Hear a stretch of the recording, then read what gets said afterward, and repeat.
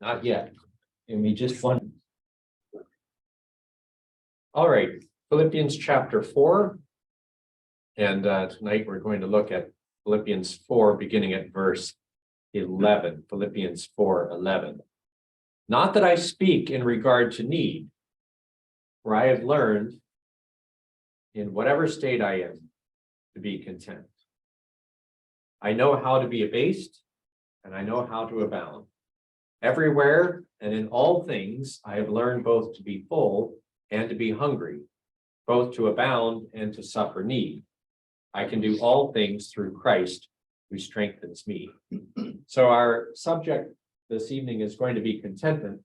And part of the reason that this came to my mind was this last weekend at Greenwood Hills on Memorial Day weekend. I saw somebody who I see only once in a while, maybe once or twice a year, usually at Greenwood Hills. But I used to see him a lot more. And so he told me something that he had remembered about one of the things that I said in a message about contentment. And this had been a number of years, and he was implying that it really meant a lot to him and that it stayed with him. So it kind of impressed on me that it's an important topic and one that we should look at, and hopefully it'll be helpful to us all here tonight as well. So Paul in Philippians indicates that contentment is something that he is able to learn. He has learned that in whatever state he is, to be content.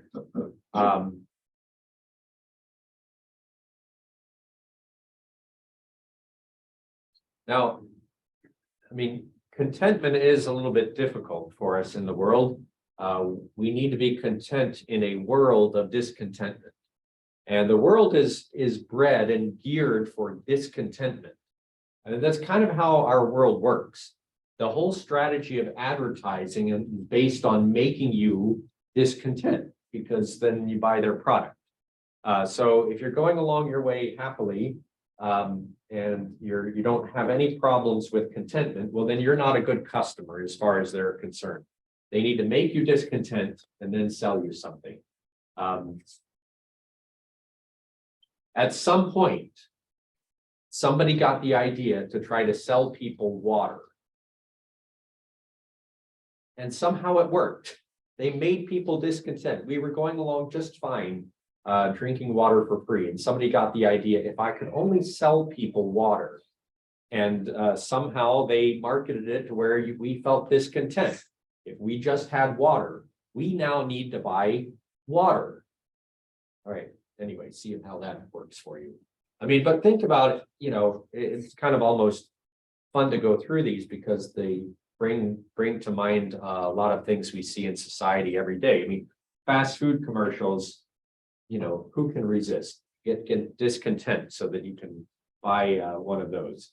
Car commercials. These will be the only two things I show on the screen, even though I have more words to talk about. But the whole idea, okay, we need to eat. That one I think is maybe in a different category. But some of these things, the whole industry is based on making us discontent. The cosmetic industry, the fashion industry. I heard a speaker less than a year ago talking about who is the richest person in the world. And of course, the richest person in the world fluctuates between a few people depending on the price of a particular stock at the time. And if you're thinking of Elon Musk, or if you're thinking of Bill Gates or Warren Buffett and these people, at least at that time of this brother's message, it wasn't one of them at that time. And I'm not positive if it's who it is today, but among the few that it trades between is a man from France who owns a lot of companies that deal in luxury goods that your brand names that you would hear. I think Louis Vuitton is one of them, but a whole lot of them.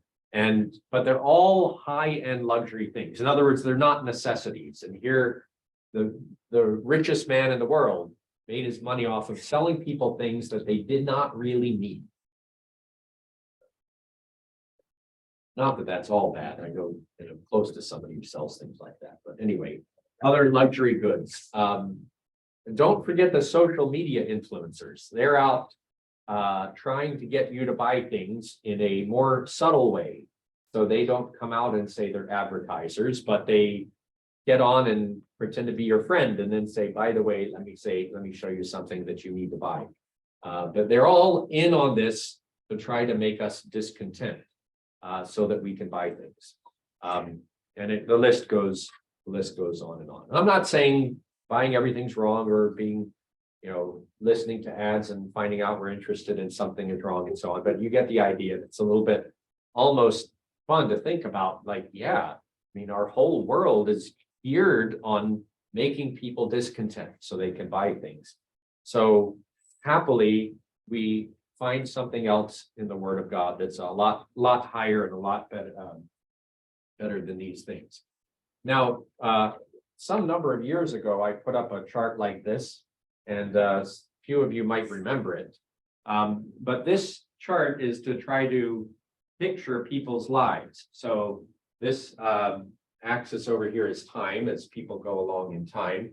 And this axis is, well, kind of how they're doing on that day. You can think about this in many aspects, one of which is like money, but you can think about it in many different aspects.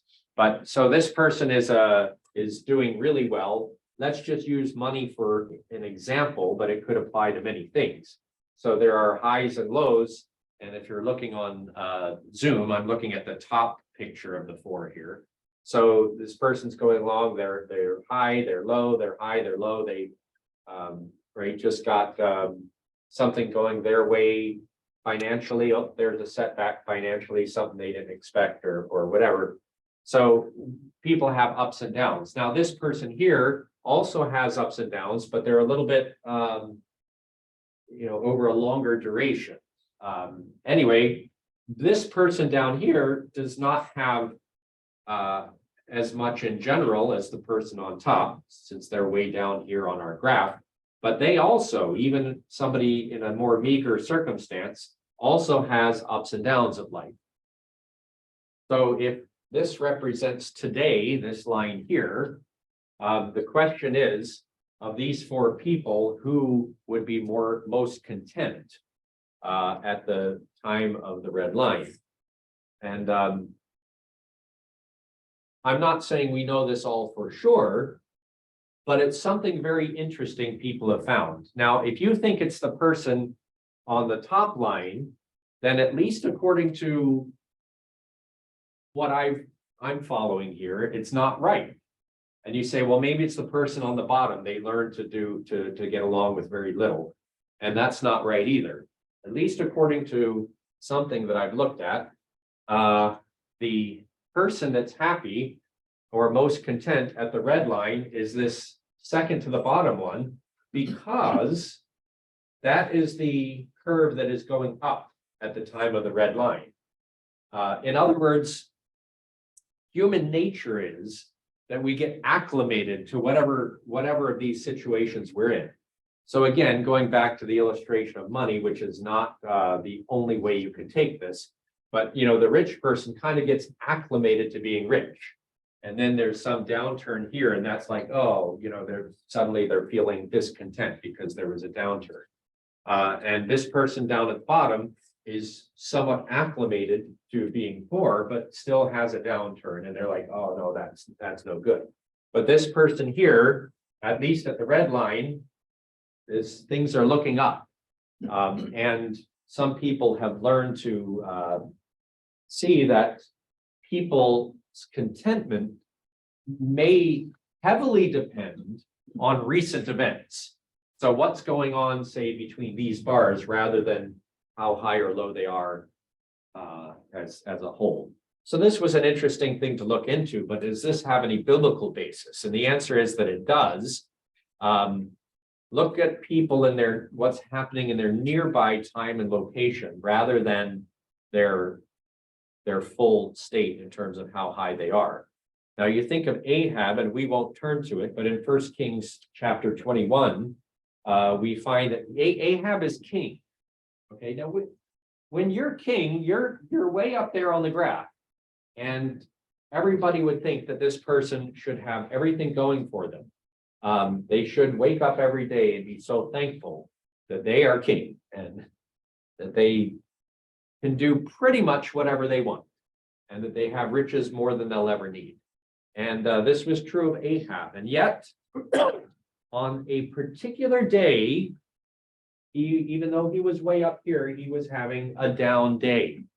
And it's because he saw Naboth's vineyard and he said, I'd like to buy that vineyard. And Naboth said no. And the guy was like a little toddler playing in preschool who didn't get their toy that they wanted. He's sad. He's sadder than the guy that doesn't have 2 quarters to rub together walking down the street, just enjoying himself that day. And yet Ahab is king. I mean, there really is something to this, and biblical stories bear it out. And Jezebel, being the kind woman that she is, devised a murderous plot in order to get this piece of land for Ahab so he wouldn't have to be sad anymore. So contentment is a funny thing. Not only do we live in a world that is full of advertisements and mechanisms that are geared to make us discontent, not only is that going on, but contentment is kind of a funny thing in that we could find ourselves discontent, even though in general we've been blessed with a lot. Just kind of how things are going more recently. And in contrast, we could find ourselves content, even if we don't have as much as others if things are going up. So we have to think about the issues of contentment maybe in this light. Eve is another example in the sense that she was given everything. All the trees in the garden you may freely eat. And she was put in a paradise, but there was that one tree of the knowledge of good and evil that she was forbidden to eat of, and Adam as well. And there was discontent that brewed as a result of that. And King Saul, another king, I mean, everything going for him. He had everything. He was loved by many, adored by many, feared by many, looked up to by many. Except there was just David. Just David. David didn't do anything wrong to him, but there was David. And he heard women singing, Saul has slain his thousands, but David his 10,000s. And there was just somebody higher than he was. Imagine being the second richest person in the world. Somebody said, I'd just love if God would put me to the test to show me that money can't buy me happiness. I'd just like to try it out to find out. Anyway, so suppose you're the second richest person in the world, right? Do you think that you could be discontent knowing that you're only second? Well, maybe you won't be. Kind of think you would not be. But it happened to King Saul in the sense that he had everything going for him, but there was just one person that he knew people looked up to more than him. And you know the story. He could not get over it. It ended up costing him everything as he would chase David to try to eliminate him. But David was God's anointed, and he would not be able to succeed. So discontentment in that case brought a lot of problems. So remember our key verse, Philippians 4:11, for I've learned in whatever state I am to be content. So let's consider together some of the areas in which we need to watch out for this. Contentment with goods, that's probably the most obvious area of contentment. 1 Timothy 6 reads as follows. Now godliness with contentment is great gain, for we brought nothing into this world, and it is certain we can carry nothing out. And having food and clothing, with these we shall be content. But those who desire to be rich fall into temptation and a snare, and into many foolish and harmful lusts, which drown men in destruction and perdition. For the love of money is a root of all kinds of evil, for which some have strayed from the faith in their greediness and pierced themselves through with many sorrows. And this is a passage that does not need a whole lot of accompanying words to understand it. Godliness with contentment is great gain. The love of money, the seeking after money, in a sense in which it is something cherished, something to be gone after. It can lead, it's a root to all kinds of evil. And there are many stories that could be said, and some of which are identified here in the verse, or mentioned at least here in the verse. Some have strayed in their greediness and pierced themselves through with many sorrows. This desire, the ambition, the striving to be rich. A person that had really exemplified contentment without much was this person here, Mary Jones. There's a somewhat famous story of Mary Jones and her Bible at a time when Bibles were very hard to come by. They were rare, they were very expensive. And Mary grew up as a girl, very poor, and did odd jobs, anything she could find to earn fractions of pennies. Back then, you could earn less than a penny, earn a half or a quarter, and she saved up these fractions of pennies to be able to buy an expensive Bible, a Bible which was expensive at that time. It took her from age 8 to age 14 to save up enough money to buy a Bible. And she had that Bible with her throughout her life. But later in her life, it says, as a neighbor entered Mary's humble dwelling, she was taken aback by what she saw. A small, simple room adorned only with the essentials, yet there was an undeniable sense of peace and contentment that enveloped the space. The neighbor couldn't help but notice the worn pages of the Bible in Mary's hands, evidence of countless hours spent in study and devotion. She asked about Mary and her Bible and why it held such significance in her life. And obviously, that's just a little excerpt. The book, and particularly the ending portion of the book, goes on to give a lot more details of that. But here, she had a neighbor who was striving for wealth, striving for the better life. And here, Mary Jones was content with a well-worn Bible and a simple life.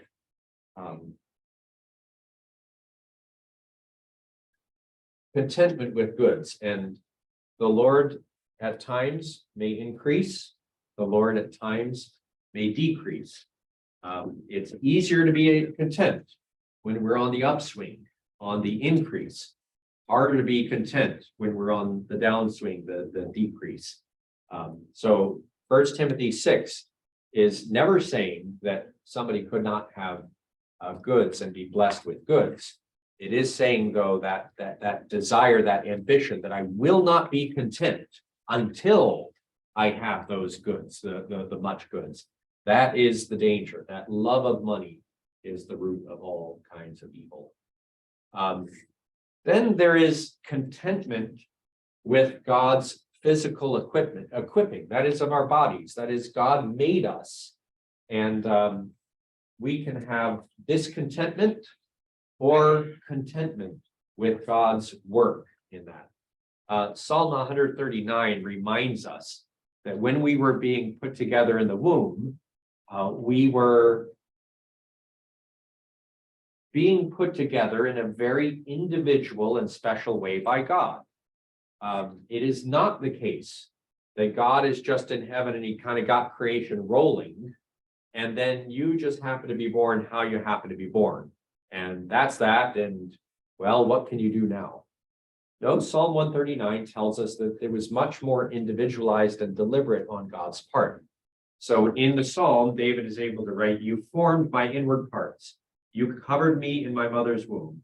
I will praise you for For I am fearfully and wonderfully made. Marvelous are your works, and that my soul knows very well. My frame was not hidden from you when I was made in secret and skillfully wrought in the lowest parts of the earth, talking about in the womb. Your eyes saw my substance being yet unformed, and in your book they were all written, the days fashioned for me, when as yet there were none of them. So when you think about what's being written, we understand that God was specifically involved in putting together a person in the womb. And this part at the end, when it says in your book, they were all written, the days fashioned for me, when as yet there were none of them, seems to be implying that God was able to look ahead and see his purpose in the life that he was developing in the womb. And seeing the purpose, he was able to give this person the body that would be able to accomplish that purpose. So if you have certain things about you that you were born with and that you can't help, that's just how you came out. You have no fear in worrying about whether or not that limitation will keep you from doing what God has for you to do.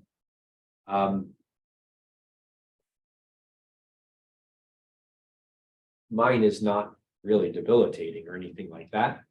I get along just fine with it, but I learned at age 40 something that I only have one kidney. I didn't know it.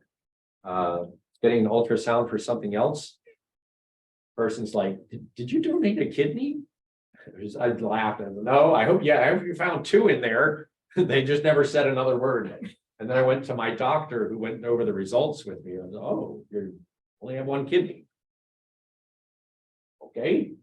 Said, let's do another test, make sure. Went for another test. Yep, sure enough.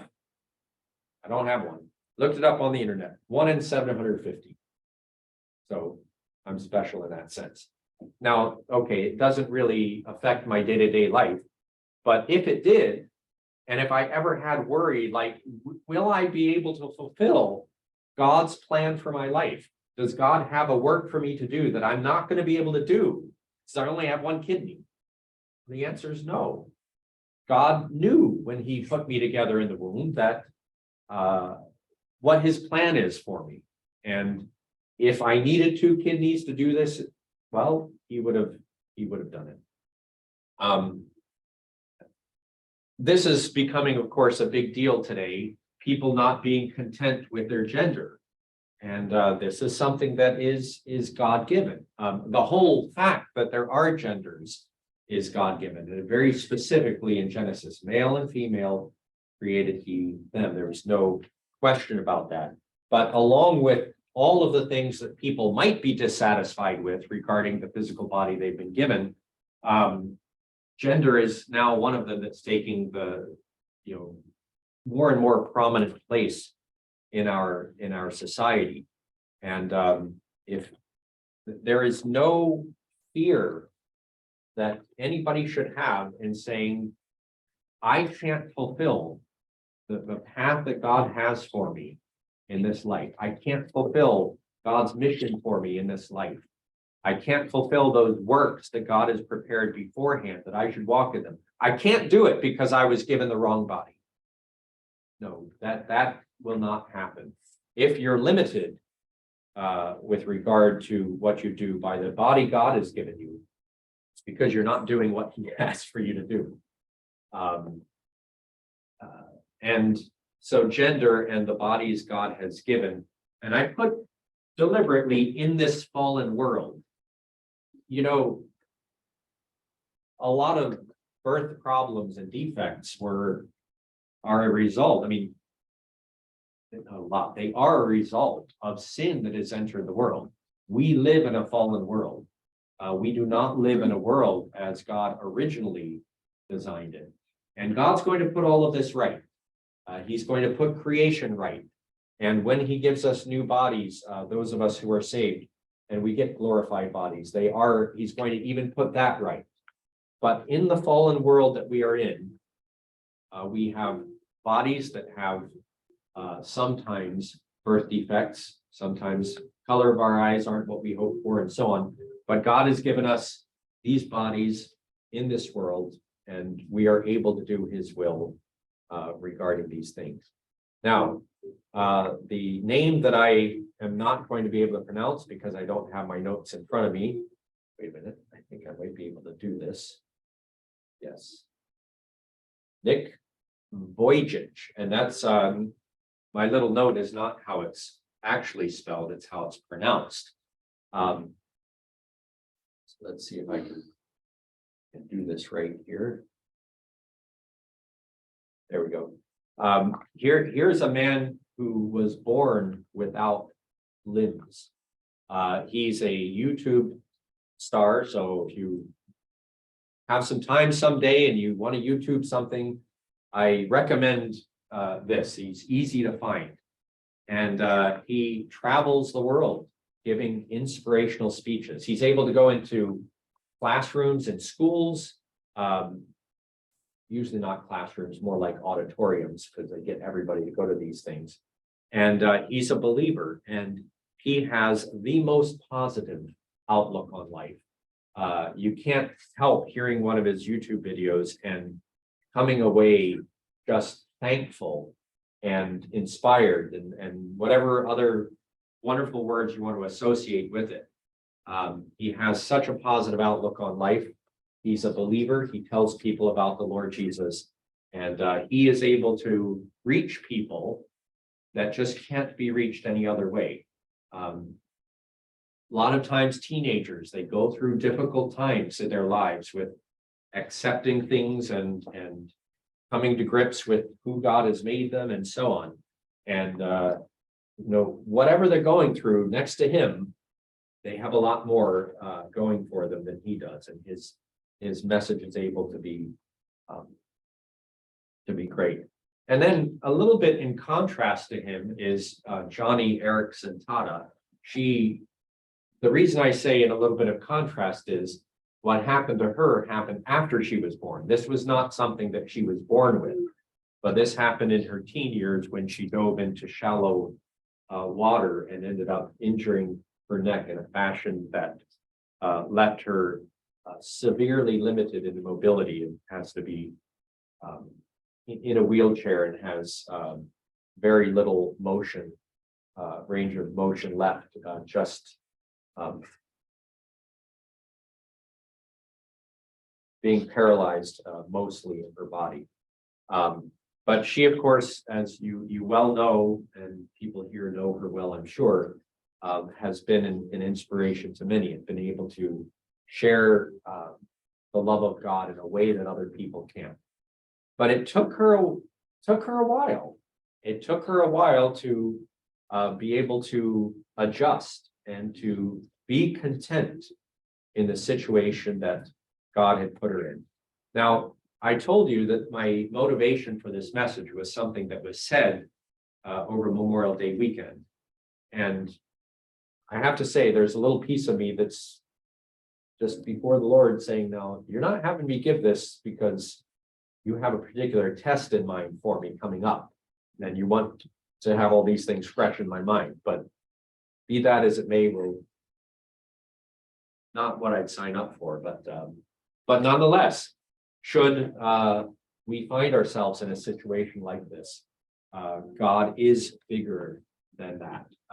God is even bigger than the problems that these two have, and they would be the first to tell you that. So God's physical equipping, gender, our physical body, and things like that we see people having issues with. But we could also learn lessons of contentment in God's spiritual equipping.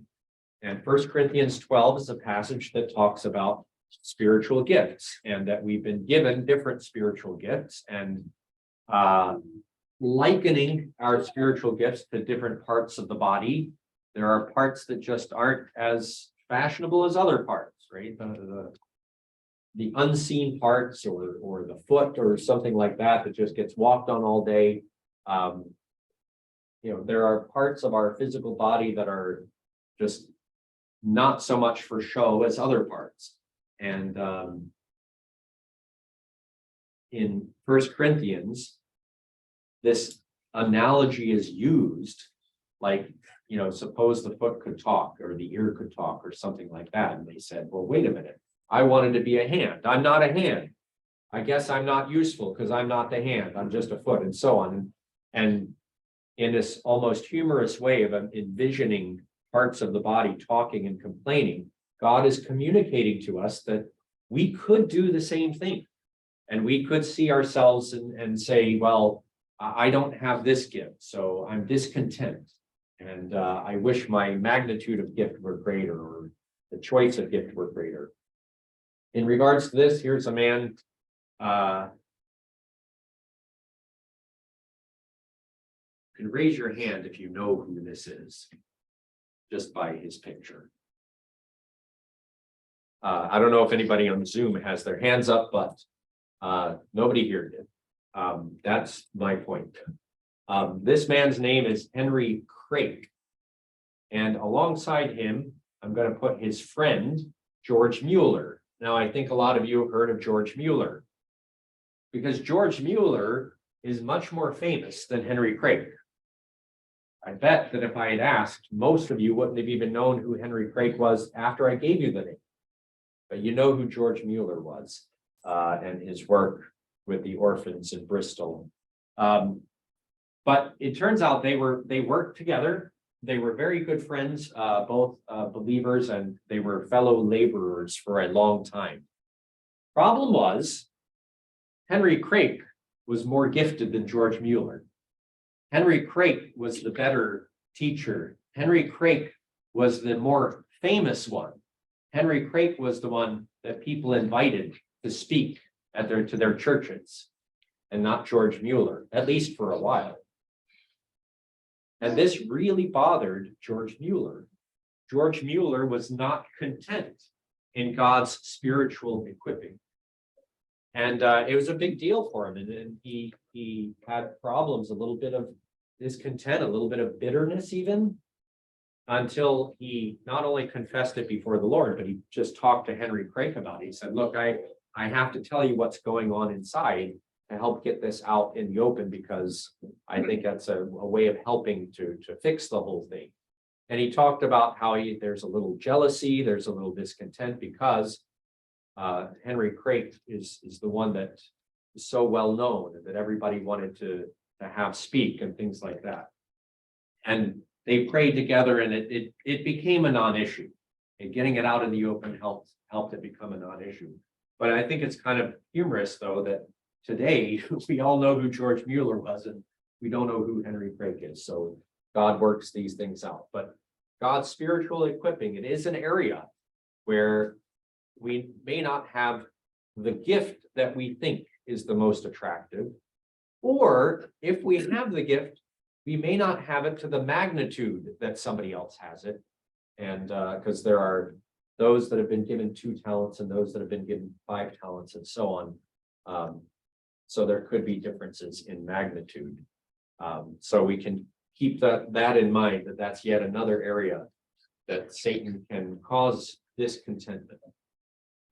Relationships, of course, is a big one. I mean, any kind of relationships, like parents, for instance, relationships with our parents. And we won't turn to all of these, but Proverbs is full of verses that talk about one's relationship to their parents, their obedience, the wisdom that comes from parents, and so on. Now, let's get right out there that some people don't have good parents. And these verses and this idea of contentment is not trying to say that every